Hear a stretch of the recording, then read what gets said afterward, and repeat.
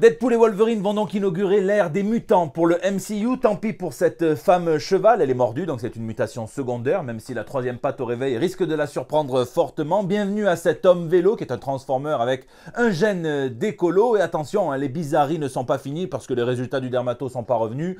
Mais à tout moment, Anne Hidalgo et la ministre des Sports et de la MDMA reviennent avec un cosplay de Wade Wilson plus vrai que nature. Un JT un petit peu particulier aujourd'hui, vous allez voir, la condition pour qu'il sorte, c'était de le faire à partir de la première news au format podcast, c'est les vacances, il y a plein de choses, donc on fait au mieux. En attendant, notez que le 5 août, le soir, on part en live sur ma chaîne et sur Vogt, la boutique de Magic Collectors, la référence en termes de cartes collector, Tops, Upper Deck, Panini, donc dans le Grand Sud, on va dire le Grand Sud jusqu'au nord de Paris, donc on va essayer de choper encore des petites pépites. Moi ça devient une addiction un petit peu inquiétante cette affaire. La dernière fois on a chopé une carte 3 sur 10, un autographe de Jeremy Renner, donc Hawkeye. Donc on va essayer encore de continuer sur le chemin des petites pépites. En attendant, ici votre fidèle commis des comics, vous êtes dans l'émission qui fait le tour de l'actu de l'industrie du comic book et de tous ses dérivés. C'est le 457e JT Comics. Excellente idée de porte-carte d'identité en cuir, surtout qu'en plus sur nos cartes d'identité on doit tous faire des gueules de Batman le jour de la fête des mères. Et c'est déclinable, puisque vous faites ça capuche et en blanc, vous pompez l'argent du Ku Klux Klan, mais passons plutôt aux news de la semaine. Duo d'enfer. Ça y est, Deadpool et Wolverine est sorti, le prochain gros jackpot du MCU qui devrait atteindre le milliard au box-office. On prévoit déjà d'ailleurs environ 350 millions de dollars de recettes pour le premier week-end d'exploitation mondiale, ce qui est un record pour un film interdit aux mineurs de moins de 17 ans non accompagnés. C'est la première inclusion de Deadpool dans le MCU, le premier film R-rated du MCU, que des premières fois, on verra pour celle de Logan et Wade. Nul doute en tout cas que le film sera violent, vu qu'il réunit deux personnages qui sont à la violence, ce que la leptospirose et l'E.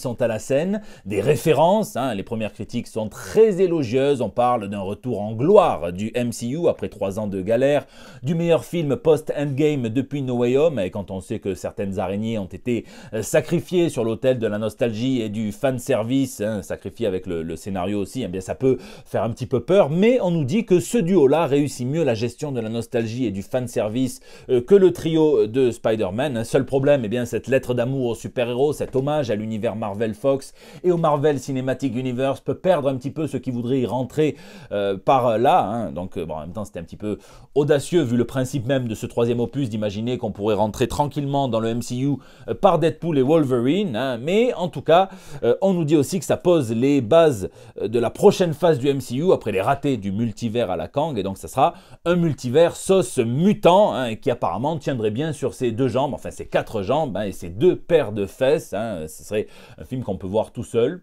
À voir, on a appris en tout cas qu'on a évité une séquence de comédie musicale de justesse, puisque Hugh Jackman étant un chanteur, un performeur sur scène, on a loupé une scène qui a été coupée. Wolverine devait danser nu sur la chanson d'Elton John, I Guess That's Why They Call It The Blues. Effectivement, si ça fait longtemps qu'il n'a pas sorti la 7e griffe, c'est pour ça qu'on les appelle les Bleus. Je vous laisse me dire si vous avez vu ce Deadpool et Wolverine, ce que vous en avez pensé en termes de scénario et en termes de fun pur également, parce que ça fait tout de même plaisir de voir ces 2 personnages de comics réunis à l'écran.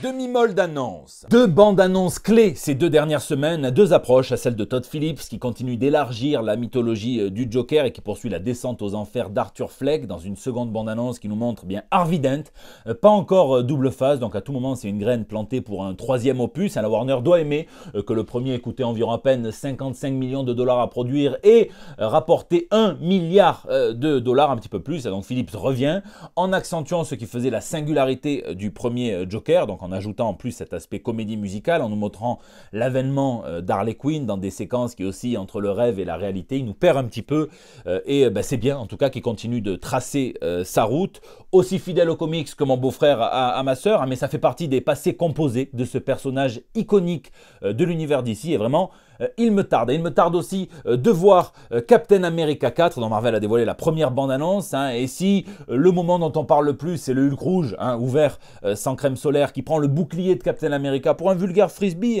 Harrison Ford crève l'écran en président, même si évidemment le braquage du siècle, c'est quand même Giancarlo Esposito qui a débarqué dans le projet il y a environ 5 jours et 3 heures. Il vole presque la vedette à tout le monde. J'ai été très agréablement surpris par ce trailer qui revient à de l'intrigue politique. Moi, mon cap préféré, c'est le 2, c'est le run de Brubaker. Mais méfions-nous, on sait aussi que le MCU peut littéralement être un meilleur extracteur de jus que Cyril Hanouna pour Jordan Bardella. Donc on espère qu'ils vont conserver ce qui fait la popularité de ce Cap Wilson dans les comics, son côté engagé, parfois militant, là où Rogers était plus militaire, mais il a été créé dans un autre contexte. On retrouve également Samuel Stearns, le leader, dans une version qui ressemble à celle du scénariste Peter David, quand il avait perdu puis retrouvé ses pouvoirs en drainant l'énergie gamma de Rick Jones. Il y avait deux Hulk à un moment. Bon, enfin, c'est un beau bordel, mais lisez-le parce que c'est un excellent run. Mais vu qu'il y a aussi un Red Leader, eh bien, tout est faisable. À Marvel, ils ont envie de voir la vie en rouge en ce moment. Et puis on en avait parlé, mais on voit brièvement Sabra, la super-héroïne israélienne des comics Marvel. Et sur le site marvel.com, eh bien, nulle mention de ses origines ou de son appartenance au Mossad. C'est juste une ancienne veuve noire qui travaille pour le gouvernement américain. Bon, s'ils en restent là, eh bien, c'est bien plus qu'un prépuce qu'ils l'ont enlevé, croyez-moi. Mais vu le contexte, vu les exactions commises par l'armée israélienne dans la bande de Gaza, condamnée unanimement par les tribunaux pénaux internationaux et toutes les associations des droits de l'homme, eh bien, c'était évident que ce personnage était explosif d'avance. Donc je vous laisse me dire en tout cas ce que vous pensez de cette bande-annonce dans les commentaires.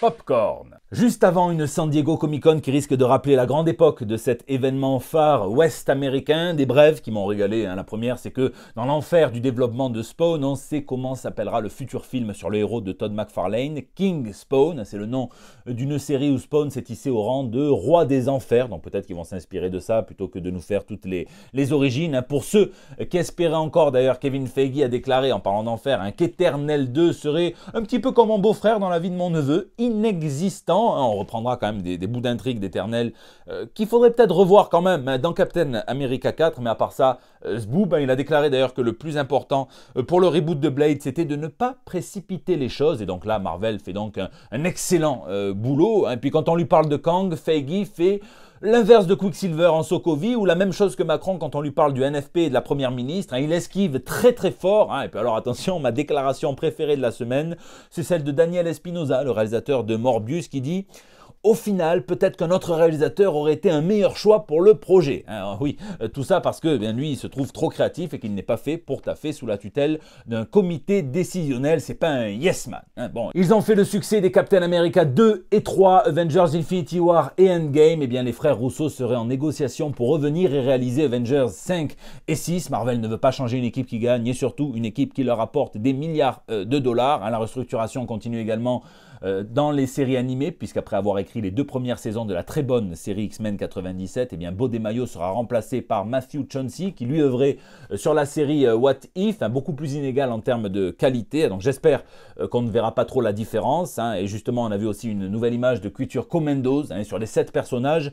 Allez voir l'image, puisque vous ne l'avez pas, mais vous verrez, il y en a 3 dont on ne sait pas si c'est leur tête de plaisir ultime ou s'ils se sont juste coincés les couilles dans le même piège à souris. Bon, Creature Commandos qui sera la première expression du nouveau DCU de James Gunn, qui a tout de même déclaré que toutes les futures séries animées DC Studios n'appartiendront pas au grand DCU interconnecté, comme Batman The Caped Crusader, dont on a vu de nouvelles images. Et là, on ne peut pas reprocher à Batman sa violence, il conduit, et donc c'est la Batmobile qui violente 3 gangsters, et ça ne va pas leur faire du bien, mais la Batmobile, c'est probablement un modèle Snyder. En parlant de gangsters d'ailleurs, Emilia Clarke et Luke Evans joueront dans Criminal, l'adaptation de l'excellent comic book d'Ed Brubaker et Sean Phillips, des rôles phares évidemment. Il me tarde vraiment de voir ça. Pure Comics. Dans l'actu purement comics, tout le monde change de look. J'ai fait un short sur la trinité de DC dans l'univers absolu, mais chez Marvel, il y a quelques évidences aussi, puisque dans l'univers Ultimate, Œil de Faucon sera un descendant des premières populations d'Amérique du Nord, qu'on appelle plus vulgairement des Amérindiens, forcément. L'arc et les flèches, oui. Bon, est-ce que Captain America va faire cracher des variolets sur son bouclier avant de lui envoyer dans la gueule ? L'avenir nous le dira. Plus surprenant, un Cyclope devient une petite fille dans les Ultimate X-Men de Peach Momoko. Alors je sais pas si Marvel fait des livraisons carcérales, mais Nordal Lelandais souhaite s'abonner. Marvel soigne aussi les univers rachetés par Disney, puisqu'après avoir exploré les événements en comics qui se déroulent entre l'Empire contre-attaque et le Retour du Jedi, on revient à Star Wars, et on va aller après le Retour du Jedi pour une série qui racontera la guerre civile intergalactique avec Star Wars Battle of Jakku, par Alex Segura, Leonard Kirk et Stefano Raffaele. Declan Shalvey et Luke Sparrow écriront le prochain chapitre de l'histoire de Terminator en comics, et Zach Thompson et Daniel Picciotto donc nous offriront le préquel de Alien Romulus en version papier. Dans le reste de l'actu comics, les futurs créatifs de l'ère de DC All-In se précisent, donc la nouvelle ère. Et attention, il y a des duos qui ont marqué certains personnages. Mark Waid et Chris Samney nous ont fait du bon Daredevil, du bon Black Widow, du bon Captain America. Et bien, ils s'apprêtent à nous faire du Batman et Robin Year One, ou les tout débuts de Bruce Wayne, l'adopteur, et de Dick Grayson, l'adopté, et leurs aventures en tant que Batman et Robin. Preuve que les services sociaux américains ne sont pas vraiment regardants. Ce qui est bien avec Chris Samney, c'est qu'on sait par avance que ça sera beau. Tom Taylor et Michael Hanin débarquent sur Detective Comics, Philip Kennedy Johnson et Javier Fernandez sur Batman et Robin, Mark Waid et Mariko Tamaki sur Action Comics, Torunn Grønbekk et Fabiana Mascolo sur Catwoman, Jeremy Adams et Cermanico sur Green Lantern, John Layman et Pete Woods sur Teen Titans, Kelly Thompson et Hayden Sherman s'occuperont de Wonder Woman, tandis que J. Willow Wilson et Matt Perkins s'occuperont d'un duo entre Swamp Thing et Poison Ivy, ce qui était une évidence aussi. L'acteur et scénariste David Dastmalchian fera partie d'une équipe qui lancera des titres d'horreur, dont un sur les Creature Commandos, donc c'est le DC All-In qui sera lancé à la rentrée par Joshua Williamson, Scott Snyder, Daniel Saint-Péret et Wes Craig. Les cartes sont dans leurs mains. Alors attention, en parlant de cartes, certains jouent peut-être encore à Marvel Snap. Le jeu a plus de 300 cartes qui va avoir droit à un artbook chez Dark Horse pour présenter tout l'art du jeu. Il y a des très jolies cartes, donc là c'est intéressant. Le journaliste d'ailleurs et scénariste Spencer Eckerman et Julius Ota propulsent Iron Man dans une nouvelle ère, brutale apparemment, avec un Stark qui improvise et une armure qui risque d'être un beau défi pour les cosplayers. Il y a un petit peu de steampunk et en même temps beaucoup de débrouillardise, mais c'est très stylé. Un niveau dinguerie visuelle d'ailleurs, la dernière folie de l'éditeur Bad ID s'appelle Planet Death par Derek Kolstad, Robert Venditti, et c'est dessiné par Thomas Giorello qu'on a vu sur L'œil d'Odin chez Bliss Comics en français. C'est de la science-fiction, de la survie, une invasion, une mission impossible, et c'est magnifique, au moins autant que la couverture dessinée par Jim Lee, allez la voir, est peinte par Alex Ross. Encore un nouveau duo d'enfer qui sera disponible en exclu à la San Diego Comic Con, et donc enfin à surveiller l'anthologie du scénariste et éditeur Joe Pruitt, donc spécialiste de l'horreur, avec du Phil Lester, du Juan Doe, du Michael Gaydos, du Andrew Robinson et du Tim Bradstreet et du Brian Bolland sur la couverture. C'est génial, et puis on sait désormais que c'était bien vrai. Delcourt est en vente et que c'est le groupe Editis qui a donc Black River et 404 Comics qui serait prêt à le racheter. Lisez, j'ai terminé Demdemol, c'est bien la dinguerie que j'avais envie de lire en ce moment. Simon Spurrier, Charlie Adlard, des démons, une magicienne anglaise parfaitement un petit peu connasse, et très attachante, 2 tomes. Je me suis régalé, beaucoup plus que ce que je me régale avec La chute de Krakoa, le labyrinthe de Kieron Gillen. J'ai été super déçu par la fin de X-Force, c'est Usain Bolt qui a dû co-scénariser pour que ça soit autant rushé. Bon, on comprend qu'il y a eu aussi des obligations pour le scénariste, c'est dommage. J'ai lu aussi Superman Lost, qui est un très beau voyage, mais la destination m'a un petit peu déçu également. À la fin, bon, je ne vais pas vous dire parce que je ne vais pas vous spoiler, mais c'est dommage, je trouve. Je vous laisse me dire ce que vous lisez ou geekez dans les commentaires, puisque c'est la fin de ce JT Comics un petit peu particulier, mais voilà, c'est comme ça, il fallait que ça soit comme ça. Je vous remercie d'être toujours aussi nombreux à le suivre, à laisser vos pouces bleus, à partager sur Facebook, à tweeter, à retweeter, à m'incorporer dans vos stories Instagram. Je vous vois à réagir dans les commentaires sur YouTube où je lis chacun d'entre vous. N'hésitez pas d'ailleurs à réagir aussi sur les réseaux sociaux. Le mardi, vous me laissez vos petits messages pour El Bando del Pueblo qui reviendra dès la semaine prochaine avec des nouvelles toutes fraîches. Ce format me donne envie de lancer un grand jeu, ASMR ou chanson de Carla Bruni. Je peux vous assurer que des fois, la différence est subtile.